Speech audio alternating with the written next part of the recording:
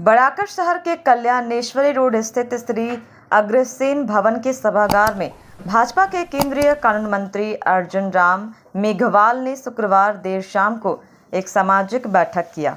इस अवसर पर मारवाड़ी समाज के लोगों तथा विभिन्न सामाजिक संगठनों ने कुल्टी के भाजपा विधायक डॉक्टर अजय कुमार पोद्दार के नेतृत्व में केंद्रीय कानून मंत्री अर्जुन राम मेघवाल जी का भव्य स्वागत किया।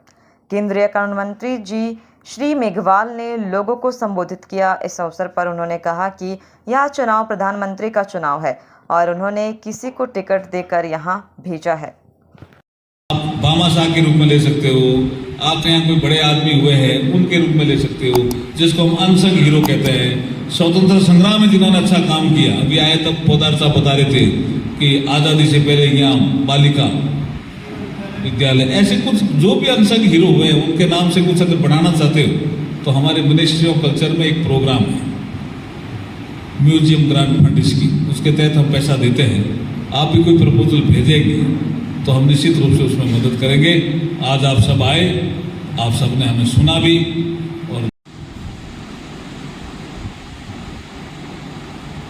और अब मैं कहना चाहता हूं, जिन्होंने राम के अस्तित्व को नकारा, जनता उसके खुद के अस्तित्व को भी नकार लेगी। राम काल्पनिक है, राम हमारा रोम रोम में है, राम हमारा प्राण है, राम हमारी प्रेरणा है। भगवान राम के चरित्र को आप ऐसा मानते हो? इसलिए ये समय सांस्कृतिक पुनरुत्थान का भी है, देश के विकास का भी है। इस महायज्ञ में मारवाड़ी समाज का योगदान बंगाल में बहुत महत्वपूर्ण रहने वाला है। तो वहां हम मीटिंग ले रहे थे इंडियंस के साथ, इंडियंस डायस्पोरा बोलते हैं। तो हामिद अंसारी की पत्नी आ गई उस मीटिंग में। उसने क्वेश्चन किया, जो क्वेश्चन नहीं करना चाहिए उसने वो कर दिया। हम सर्वदलीय एमपी वहां गए हुए थे, हामिद अंसारी कांग्रेस से, ये गिल साहब एसएस गिल साहब डेथ हो गई वो भी कांग्रेस से, ये हमारे सतीश मिश्रा बहुजन समाज पार्टी से, मैं बीजेपी से, ऐसे हमारे सर्वदलीय, कोई कम्युनिस्ट पार्टी का भी था साउथ का, सर्वदलीय दल था।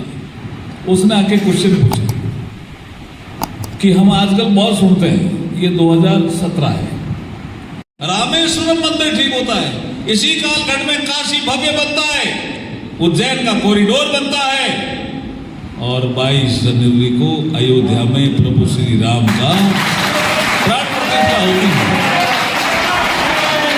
जय श्री राम, एक ही नारा, एक ही नाम, जय श्री राम, जय श्री राम। इतना बड़ा काम हो गया, 500 साल का इतिहास।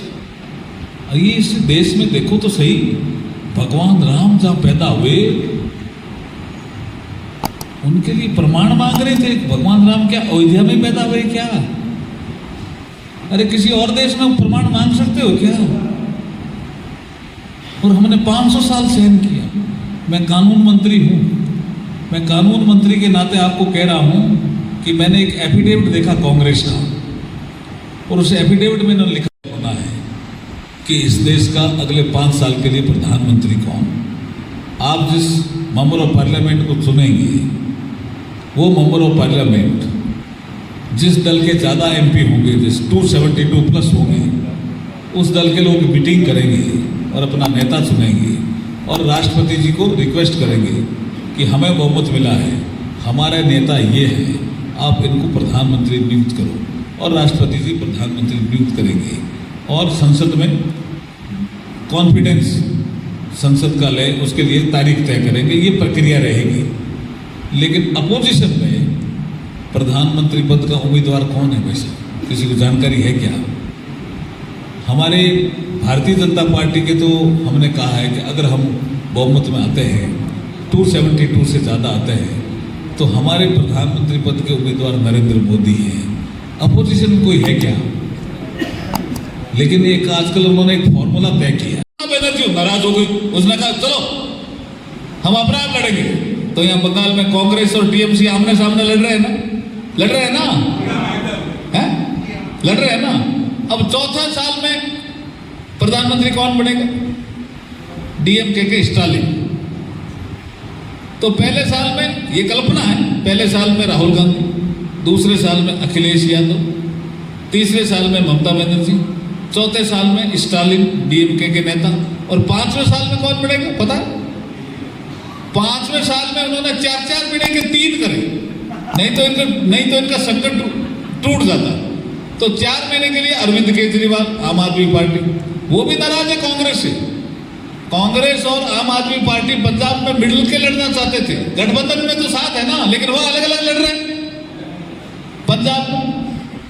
तो 4 महीने के लिए तो अरविंद केजरीवाल, और 4 महीने के लिए उद्धव ठाकरे शिवसेना वाले, और 4 महीने के लिए कम्युनिस्ट पार्टी के सीताराम येचुरी। ऐसे कोई देश चलता है क्या?